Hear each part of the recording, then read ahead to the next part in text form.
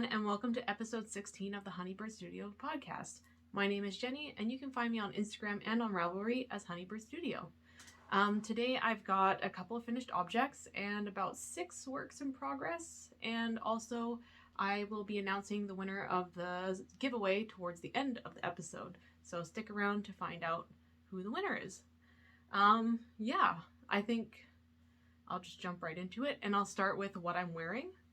So I technically finished this a while ago, but I made a mistake on the sleeves and I put it in timeout until about a week or two ago, and I finally finished the sleeves and wove in the ends this morning.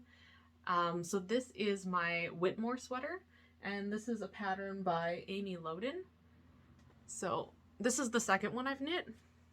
So you can see the yoke has this really beautiful lace work on it, and it goes all the way around. I've shown on a previous podcast the other one that I knit, and that was, I think that one was a burgundy one, and this one is knit out of Elizabeth Lavold, classic silky wool. So it's, I can't remember the percentage, but it's some silk and some merino, and I loved working with this yarn. It was so nice to work with, and I would love to get more of this. I actually have one skein left. I think they were in 50 gram skeins, because I think I bought 5 or 6. I don't remember. I gotta get better at keeping track of the amount of yarn that I use for my projects. I wanted to start using my Ravelry project pages, like actually using Ravelry project pages, but I just haven't gotten around to it yet.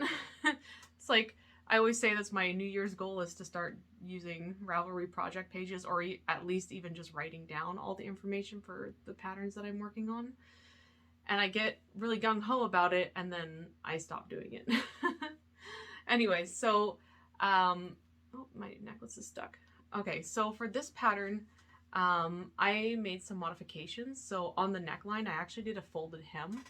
So you can see it's folded over, and I'm trying to remember, I think what I did to make the folded over neckline, I just kind of like guessed how it's supposed to be done. I didn't watch a video or read a tutorial. I just, listening to other people talk about doing it, I'm like, okay, I think I got it figured out. You just kind of fold the hem over and then knit together. I guess, well, I knit a hat, oh shoot, what was it? The Winemaker's Harvest Hat, I think is what it was called, by Emily of the High Fiber Knits podcast. I think that pattern was last year, and yeah, that basically had like a fold over where you like knit. Yeah, it's basically like folded over like this. So I think that's probably where I got my knowledge from, was probably that pattern. But anyways, so I did the folded over neckline, and I'm trying to remember if there were, I don't remember if there was waist shaping, but I almost always omit waist shaping in sweaters because I like the straight up and down. And I knit this just I feel like it's long enough. I haven't blocked this because it has silk in it. It's funny because I was watching other podcasters, and a few of them have mentioned about blocking silk, and that you're not supposed to soak the silk for very long, or like something that has silk content in it. And so that was something that I was actually going to research about before blocking this, but I feel like it doesn't really need a blocking. It drapes really nicely already, and it's like a good size. Like, I like the sleeves and stuff. Oh yeah, speaking of the sleeves, I didn't do any sleeve decreases. I think one of my go-tos is to just knit a straight sleeve, and then I just knit the cuff, and this is about the length that I like it to be, is just above, or like just beyond my wrist, below the palm of my hand. And sometimes I'll knit them longer, and sometimes on some sweaters I've done the decrease and then had like kind of like a, not a bell sleeve, but, or not a bell sleeve, what is it called? Yeah, the sleeve where like it cinches in at the wrist basically, and it has like a little bit of a, yeah, puff to it. A puff sleeve, maybe? I don't know. Anyways, so those are the modifications that I made to this pattern. Was I knit the sleeve straight. I'm pretty sure I knit the body longer than it says to in the pattern. I generally knit my sweaters longer than it says to in the patterns. Yeah, and then the folded over neckline, and then everything else was basically as the pattern specified. I really like the sweater a lot. I really love the lace detail on the top. It's kind of hard to see because I'm wearing like a dark shirt underneath, but I'll try and get some pictures. But yeah, this looks pretty good here. But yeah, I really like doing the lace yoke on this. It was really fun. And I think I still have yarn that I bought from Knit City last year that was originally intended for my first Whitmoor, but it's one of those things where it's like, oh my gosh, I spent so much on the yarn. I don't know, like I guess I bought a cone of yarn and it was like $70 or so. Like it's a big cone of yarn. It's a lot. And I think it's alpaca. And I think at the time I was like, oh yes, this is so soft. It'll make a great sweater. And then I remembered that alpaca it drapes differently. Like, so I really have to do a swatch for that, and I've been really bad at not swatching for things. So, and I think I've just gotten really lucky in that whatever I end up knitting, for the most part, okay, I had one mishap last year, but for the most part, things have been fitting. So I think I've just been lucky. But anyways, yeah, so that is my Whitmoor, and it's technically my first finished object. And then I have one more finished object, which I will show. All right, so, this is I don't remember the name of this color, but it's like a charcoal gray or charcoal gray black. And then my next finished object is, also in black yarn or dark colored yarn. So this is this is not going to show up very well. This is another Rota jumper, and this is by Irene Lin. So it's really hard to see because it's dark, and I'm wearing dark colors today. I'll try and hopefully get some pictures of this. But basically, the sweater that I wore on my last episode, the pink one, it's basically this, or this is that sweater just in black. The yarn that I used is Lion Brand Schitt's Creek. It was a yarn that they had very briefly this summer. I feel like it hit the shelf, like it came in, hit the shelf, and then like within the month it was on clearance. So I bought it when it was on clearance, and I think this took, what was it, 3 balls? Again, I should be writing this stuff down. I'm certain that it was only 3 balls of yarn for this sweater, and I did the size 1. I did size 1, so the first size in the pattern. And my gauge is definitely a lot bigger because this turned out bigger than it was supposed to be, I guess. But again, I'm just getting lucky in that, like, when I wear this, it's the perfect size. Like, I like the amount of positive ease that's in it. So yeah. I don't think I didn't make any modifications to any of these because I didn't feel there was a need to. I was almost going to shorten the sleeves on this one, but I don't know. I like the length of the sleeve. It comes down to like just past my hand. So this was made, the yarn is acrylic yarn, and it's very interesting how acrylic yarn grows in the wash, because before I put it in the washer and dryer, the sweater fit, like I think I mentioned this last time, like the sleeves actually came up to here and the sweater fit a little bit more cropped. And then once I put it through the washer and dryer, it really grew. So definitely I would advise, I mean, not that I should take my own advice too by doing gauge swatches, but advice that I would give for if you're knitting with acrylic is definitely, well, maybe not definitely, but consider doing a swatch and throwing it into the washer and dryer and see how it grows, because in my experience so far with acrylic sweaters that I've knit, I would say the majority of them have grown in the washer and dryer. But I will also say that they softened up significantly after putting them through the washer and dryer. yeah, it's really interesting because like I feel like this acrylic yarn was a lot more stiff when I was working with it, and when the sweater was done, it was a lot stiffer, and like when after going through the washer and dryer, now it's like it's very drapey, which is really nice.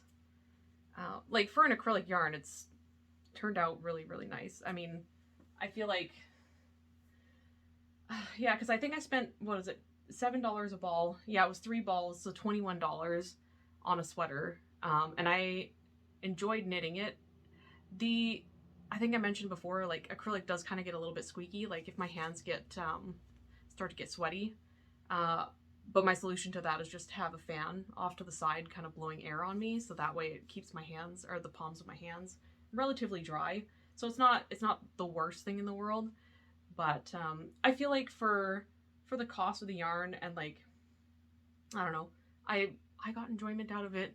I know there are certainly some acrylics that I personally don't like. I think it's Red Heart Super Saver. There's something about that acrylic in particular that I'm personally not too fond of. I really don't like working with that, but I find the Lion brand yarns, especially like the Pound of Love, I've used that for several sweaters in the past year. And yeah, I found that like that was really nice to work with. And then this one's the Lion brand, Schitt's Creek. And then I think the other one that Michael sells is like Craft Smart Value brand, and that one to me is almost similar to Red Heart Super Saver, but it's, I don't know, it doesn't feel as rough as Red Heart. Maybe I mean, it's been years since I've used Red Heart, so maybe they've softened up a little bit, because when I first started knitting, or like when I picked up knitting and crochet a long time ago, like back in, what is that, like mid to late 90s, acrylic yarn back then was pretty scratchy. If I remember correctly, it wasn't, yeah. Anyways, all that to say, I really like the sweater. I'm excited to wear it. I've got 3 now. I've got the beige one, the pink one, and now a black one. And I think I'm done knitting this pattern for now, unless someone in my life would request one, because I would absolutely knit it again. I just don't think I need a 4th one in my wardrobe at the time. But it's a possibility for the future. But yeah, so that's my finished objects. Just 2 today. Much less than the last time. So yeah, I've got 6 works in progress, so I will get into those. Let's see, what do I want to start with? I have quite a few. Okay, I'll start with something small, because this is actually part of like an unfinished object. So this is in my Fox bag. I sewed this myself. I sew, I think all but one project bag I've made for myself. Anyways, so I technically have a half finished object, so I haven't woven in the ends yet, but I have a sock. So just there's no pattern for this. I cast on 64 stitches, and I just did I did like a very simple color work zigzag sort of thing on the top of the cuff here, or on the leg, and then I need to count. This was like last year when I knit this, so I gotta count how many rows I've done before the heel flap and gusset, or like before the heel flap. And this is just a standard like slip stitch heel flap and the gusset, and I've got my markers here indicating how many rows I've done before doing the toe decrease. But yeah, the yarn that I used is Midknit Cravings. It's one of their sock bases, and I honestly, I can't remember the colorway names. I've lost the labels for these, but I love this color here. Oh my gosh. The variegation in it is so pretty, and I love that it doesn't look like it's pooling significantly anywhere. But yeah, I had this left over from, I think I had bought a sock set that came with like a 20-gram ball of the contrast color, and then a 50-gram of like the main color. and I was only using the main color for a pair of socks I was knitting a couple years ago. So I had the contrast color just hanging out in my stash, and I thought, oh, it would be really cute to just do the cuff and a little bit of color work on there. So yeah, so anyways, that's the one sock. And then this one I cast on, technically I cast it on yesterday, but I didn't start knitting on it until this morning. So I did the color work this morning at breakfast, and I knit about, what is that, like maybe an inch or so of the leg. And I really like, it's like super simple. I just kind of, what was it? I guess I did 4 stitch repeat. So it's like 4 pink, or like 4 of the 3 contrast, and then 1 main, 3 contrast, 1 main, and then the next row was 3 main, 1 contrast, etc. Like just to make that zigzag sort of pattern that's on there. I just realized that I actually did the zigzag wrong on this one. Oh yeah, because that's what I get for not having coffee before I knit. So you can see the zigzag on this is actually like zigzag. I'm gonna have to tear this out. Or I could, no, I'm gonna go back and fix it. Yeah, this is, now that I've seen it on the camera, I can see I've gone off a row. Oh shoot. Oh, that's okay. It, like I said, I only really knit on this morning, so I won't be losing that much progress. The needles that I'm using are the Addi Flexi Flips. This is my preferred way of doing socks. I probably have like 4, I think I've got 3 of the Addi Flexi Flips and 1 of the Hiya Flyers. I like the Hiya Flyers, but the Hiya is very sharp tips. The Addi Flexi Flips have hold on. They have like a sharp, not really like, not super sharp. Let's see, cover my face. But yeah, they have like 1 sharp end and then 1 more dull. But yeah, so I use the sharp end to knit onto, and then I guess it like comes off of the dull end. But yeah, I've got quite a bit left of this colorway. I'll probably end up being able to make a pair of shorty socks afterwards. And I still have this much of the contrast color as well. I meant to do the toes in the contrast color, but I completely forgot and finished the sock and realized afterwards, and I was like, I don't really want to go back and do it. So just the cuff is going to have the contrast color. Yeah, so that's that. I'm going to have to go back and fix this color work later today, or after I'm done podcasting, I guess, while I'm waiting for it to upload. But yeah, so that's my first work in progress. I can see my camera seems to be tilting down a bit. Let me just fix that. Yeah, I need to get a new tripod. Okay, so the next work in progress is, okay, everything else is garments. So let's start with this one. So another bag that I made myself. This is my sweet treats bag. So living in here is a pattern that I wanted to cast on quite a while ago, and I cast on the very first row and then it sat on the needles for a long time, so I never bothered to show it on a previous podcast. But this is the Hitofude cardigan, and this is by Hiroko Fukatsu. So I think wow, that's showing up way more yellow on the camera. Oh, I mean, no, that's definitely brighter. It's a little bit more muted in person. The yarn that I'm using is Briggs & Little Sport, so it is 100% wool. It comes from a Canadian mill that's back east. I want to say New Brunswick? Gosh, I want to say New Brunswick. In any case, it's a very woolly wool. It's not like super scratchy, but it's definitely woolly. I've knit a sweater out of this. I think it was I knit a sweater out of it last year. And wearing it next to skin isn't terrible.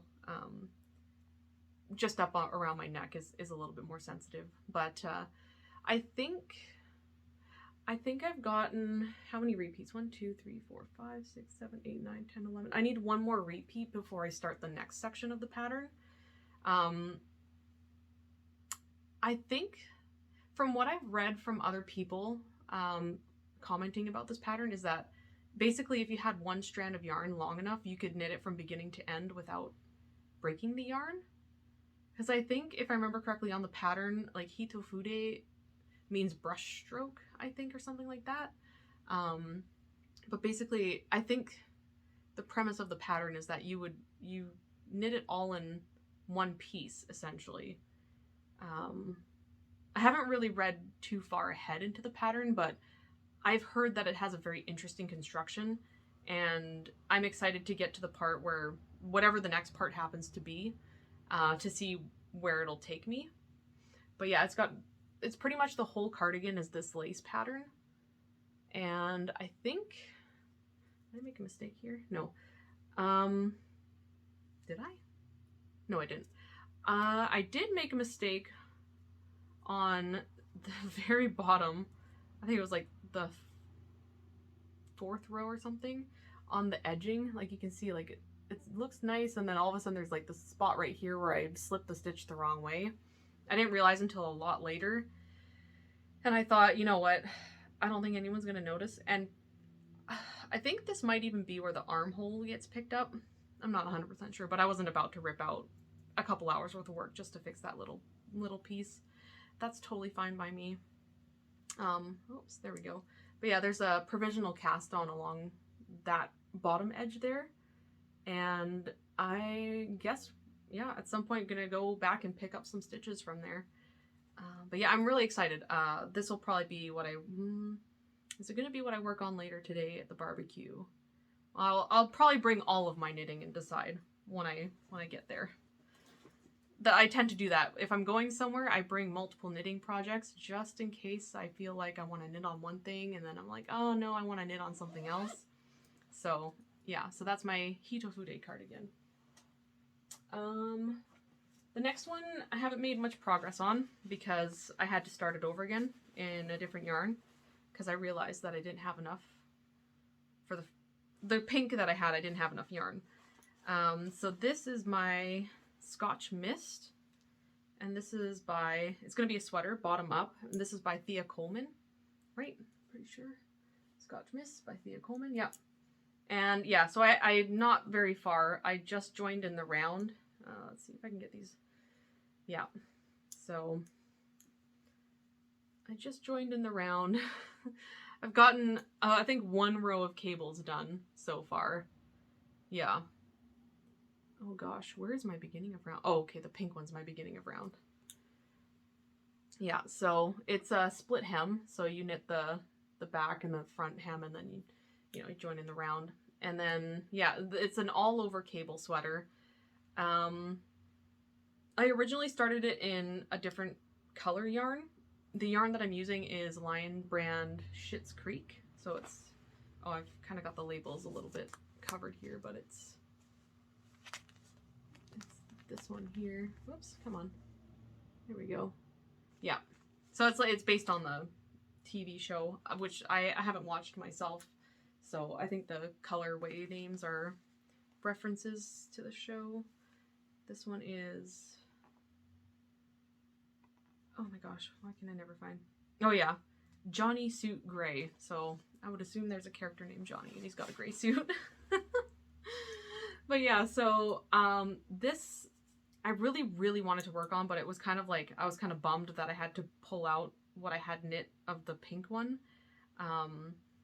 So I kind of put this one in timeout corner for now because I've got a couple other sweaters that I'm more excited to work on.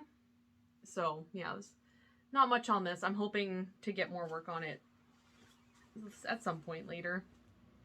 I think maybe when I finish one of my other cable sweaters or one of my other sweaters. It's just living in a shopping bag. Okay. Next project. Oh wait, I lied. I have 2 project bags from different makers. So this is a project bag that I got from Knit City last year. This is from the Ginger Snap. And they make really wonderful project bags. It's got like the little pull tab on it, and it opens up like a box. It's got like the box wire in it. It's really nice. Look at that. And it fits my sweater. I'm so excited. I love this project bag. So this is my Una sweater. by Irene Lin. Let's see if I can get this. There we go. Hold this up like this. There we go. So this, I really like the way that this sweater is turning out. I cast this on, like this was one of my future knits from the last episode, but I hadn't cast it on until I think it was last week when I cast it on. And I originally was going to wait to cast it on, but I needed something to rest my hands, something that I could knit on to rest my hands, because I was working on so many cabled objects, or like, sorry, cabled patterns, and that was really starting to hurt my wrist, especially one of the other sweaters I was working on where I was knitting and purling. I throw English style, I guess, is the way I knit. So going back and forth, knitting and purling for moss stitch, and then doing cables on every row kind of thing was really starting to hurt my hands. So I needed something that was not fully stockinette, because I think that's a little, doing a whole, I don't mind doing the stockinette portion of a sweater, but I definitely need some interest to keep my mind occupied with the pattern, I guess. And so this was just enough interest for me to not get bored of, I guess. So I actually knit this sweater to the specified inches, and I think I'm going to actually go back and make it longer. I haven't decided yet. I haven't cut the yarn yet, but I think what I might do is finish the sleeves, and then, I don't know, maybe I'll block it and see if it grows a little bit, because if I put it on and I stretch it just a little bit, it's a good length, but it doesn't look the way that it does in the sample photos. And I think that's probably because I didn't do a gauge swatch, and that I probably should have gone down an even further needle size on the ribbing, because it's supposed to kind of cinch in, and this part's supposed to kind of not balloon out, but it's supposed to be more relaxed. It also could be my yarn choice. Again, this is why I should swatch, because then I could understand like the drape of my fabric, like what to expect from my fabric, and like actually get the right needle size, the right gauge. But you know, I throw caution to the wind, and I just say, you know what, I'm gonna go for it. If I spend, 50 hours knitting a sweater that doesn't fit, I can either give it to someone else, or I can tear out the whole thing and start again. I don't know why, but so for some reason doing gauge swatches just doesn't interest me, but that's something I'm going to work on. I'm definitely, because I want to get my gauge swatch boards back up and have some pretty background here instead of just a blank wall. But anyways, sorry, that was a lot of talking about that. The yarn that I'm using is Estelle Eco Andean DK wool. So I bought four skeins or 4 hanks of this. I really, really like it. It is, I think it's 100% Andean Highland wool, and I really enjoy how this feels. It's not scratchy. It's not like the super softest, but it is pretty soft for a wool, like 100% Highland wool. I mean, I guess Highland wool is pretty soft because I knit another sweater out of, I think it was a Cascade Eco Highland wool or something like that. Anyways, so I haven't done any modifications to this. I've done it to the pattern so far. I might go back and make it longer. Well, I think what I'll do is I'll block it. Like, I'll finish it and I'll block it and see if it grows to the length that I want it. And if not, then I'll go back and add probably a couple more inches, or like another inch or so. So yeah, I just finished the body. I've got the sleeves on hold, and this is a potential project that I might pick up at the barbecue today. We'll see. Like I said, I'll bring all my projects and I'll see how I feel. But yeah, and it's got really nice handles on the bag. Okay. 2 more. Let's go with I'll do my Staghorn. My Staghorn Aran sweater that I've been working on. I don't remember how far it was on this last time, but this is a sweater by Szabo.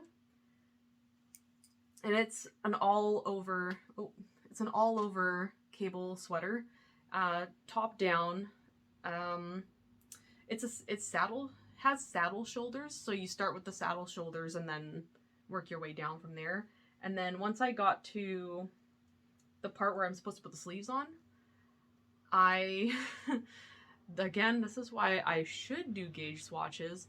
I picked a size that I was knitting, and when I got to the sleeves,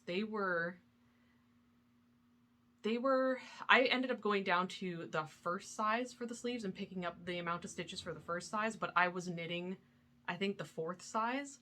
And so when I picked up the stitches for the 4th size and I knit about 4 inches, I realized that it was too much fabric. The sleeves were going to be too big for this size. So I tore the sleeves out, and I re-picked up the stitches at the number of stitches for the smallest size, and that looks a lot nicer. I did the sleeve decreases as they were indicated, but I didn't knit the cuff as long as it said it's supposed to be, which I'm thinking I'm gonna have to go back and knit it longer, depending on how it grows in the wash, because I knit it long enough. I feel like I knit it long enough so that when it goes in the washer and dryer, when it grows, it'll be the right length. But anyways, did I say the yarn I'm using? The yarn I'm using is Lion Brand Pound of Love. And am I on the second? I think I'm on the second ball, or am I still on the first? No, I've got to be on the second ball by now. Yeah, I think I finished off the first ball with the sleeves. Because once I got to the sleeves, once I got to the part where I was about to join in the round, oh gosh, I made so many modifications to this now that I think about it. Yeah, and not only did I change the number of stitches that I picked up for the sleeve, but I also did not add stitches. What was it? I can't remember. I feel like there was supposed to be some extra fabric here, and when I did the sleeve the first time, I felt like that was just a little too much fabric. So I opted to do the sleeves a different way. And I think it's turning out pretty good. So I'll get this closer so you can see the cables. It is basically cables every other row with the, so row 1 would be a cable, row 2 is a rest row, row 3 is cable, row 4 is a rest row, etc. So I've got, oh, I didn't bring my notebook with me, or did I? Oh, I did. Because I can show you, I'll show you my notes. It won't give away any of the pattern, but just the way that I keep track. This is how I keep track of the rows that I'm on. So I put the chart, basically the stitch I'm doing, and then the charts, and then I numbered each one. So one chart is a certain number of stitches, another chart's another number of stitches, and another chart's another number of stitches, and I just kept going until they added up, well, not added up, until they repeated over again. And then I just use check marks to check off every row that I've done. So, and then I've got, oh my gosh, what is this one for? Oh yeah, and I've got this here with all these. This was for I think this was for my sleeves, and then this is for another pattern that I'm doing. I would highly recommend, I print out my patterns, so I have the paper patterns, but I don't like marking the actual patterns because I like to keep my printed patterns as they are without any markings on them, and I write my notes in a separate notebook. So I got this from Staples, and back to school shopping. This was only 25 cents, so I bought a couple of these. I bought 4. Yeah, I bought 4 of them, so $1 for 4 notebooks. I feel like it's gonna last me. It's 80 pages, but double-sided, that's 160 technically. So yeah, so I would definitely recommend, if you've got multiple charts that have multiple sets of numbers, one is say 4-row repeat, one's 8-row repeat, and one's 6-row repeat. I think it's you find the lowest common denominator, and then you basically write out the numbers until you get to that until you get to that row, if that makes sense. So if it's 4, 6, and 8, I guess, would that be 24? 8, 16, 20. Yeah, so 24 would be, so by row 24, they should all line up on the last row, and then they should start over again at row 1 all at the same time. If that makes sense. It makes sense in my head. For me, it's like writing it down makes a lot more sense than trying to just keep track, like just trying to mentally keep track. Anyways, let's see. Did I do any other modifications? Okay, when I say I did a lot, I really didn't actually do a lot. It's just mostly the sleeves that I changed. And I omitted one stitch somewhere because it didn't line up. What's the other? Oh yeah, so this sweater is the sweater that I needed to take a break from because this is seed stitch or moss stitch, or you know, like knits and pearls and stuff. So a lot of back and forth, and then like having to do the cable on the top every other row. It got a lot for my wrist, and I didn't bring it with me, but I have a wrist compression band. And so whenever my wrists start to hurt, I use the compression band. And that seems to help a lot. Or at least, I don't know, for me it seems to help. Maybe it's a placebo effect, but... Anyways, so that's my Staghorn Aran. My last work in progress is one that I've cast on before, and it didn't work out, so I frogged the first one that I tried to knit. And now I've cast on this one. And again, I know I said I was going to do a gauge swatch, but I didn't. So I went up a needle size, and it seems to be working out perfectly so far. So, with that said, I've got my project in this felted bag I got from a local fabric store. It was on clearance, maybe like $5 or something. I have quite a few of these like fabric type bags. I love using them for sweater knit, like for my sweaters. Okay, so this is All of the Lights by Locatelli. And this is an all over cable and lace cardigan. So I've got to the sleeve separation, or the sleeves, like where you join in the round, or not join in the round, sorry, it's a cardigan, where you join under the sleeves. So again, this one's a saddle shoulder construction as well, which was this was the first pattern I ever knit that was saddle shoulder construction. So it's got this cool cable detail across the top of the shoulders, and then the cables that work down from it. And then this is the back. It's got, yeah, the cable panels, the lace panel, a big chunky cable, and then the lace, and then the cables again. This one I made a mistake on. Oh, first I'll tell you the yarn. The yarn that I'm using is Fiddlesticks Knitting Silk and Merino. So it's this stuff here. I got from a D-stash from a friend. So I bought a sweater's quantity off of her.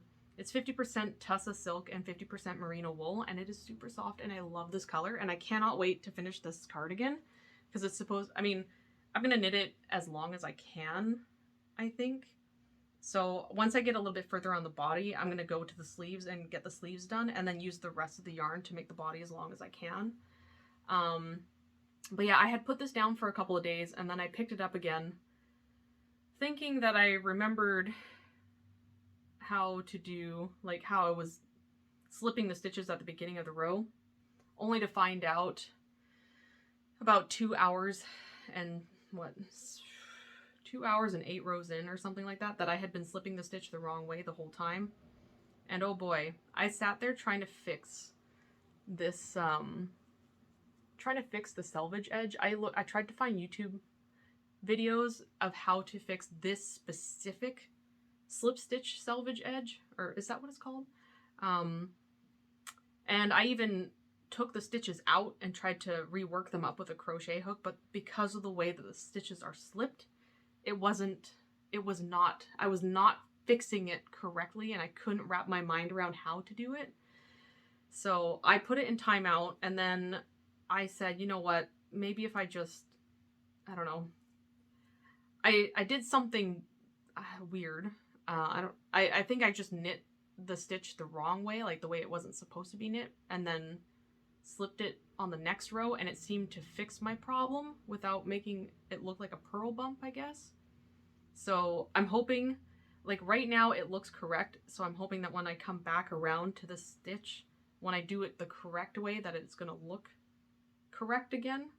because otherwise I'm just going to have to keep slipping it the wrong way, because otherwise I'm going to get a purl bump. Yeah, sorry, kind of thinking out loud there. But yeah, so it's got this really nice like lace and kind of like lace and twisted cables with these baubles. And originally I was gonna do the baubles with a crochet hook, like I did with my Faye Summer top, but the baubles were too bobbly, and because this is a bit of a thicker yarn, I feel like they came out just a little bit too bobbly, and I like that these are a lot more subtle. So this is a knit bauble. I'm trying to learn how to knit backwards so I don't have to keep turning my work around, but that wasn't going so well. So yeah, I think some of these baubles need to be perked up a little bit, but otherwise I'm really, really enjoying this pattern. It's definitely a, what's the word? It uses a lot of brain power. Like, I have to look at the pattern for every row because there's so many different charts that I'm knitting across. Yeah, I think there's 1, 2, 3, 4, 5 charts. I believe it's 5 charts that I'm working with in various orders. But yeah, I'm really excited. This is kind of like I guess my Staghorn sweater. Well, I'm at the point now where I've got it memorized. I don't have to look at the pattern. I know I can read my knitting, but with this one, I can only read my knitting in the textured part. Everything else, or like the textured part, and then these cables here, I know when I need to do the cables for those, but everything else I have to look at my pattern and which row I'm on. But yeah, so I'm really enjoying this knit. I am really looking forward to hopefully having that done before.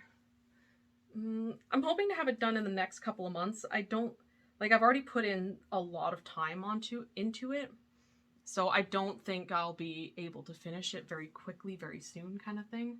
And like I said, the cable sweaters that I've been working on, I can only work on them for so long, or for so many days before my wrist starts to hurt. So I'm thinking, yeah, my future plans, which I won't get into in this video, but I'm gonna have to sit down and really think about my next projects that I'm gonna knit, and have a little bit more diversity, so I'm not knitting so many cable or so many textured things, I guess.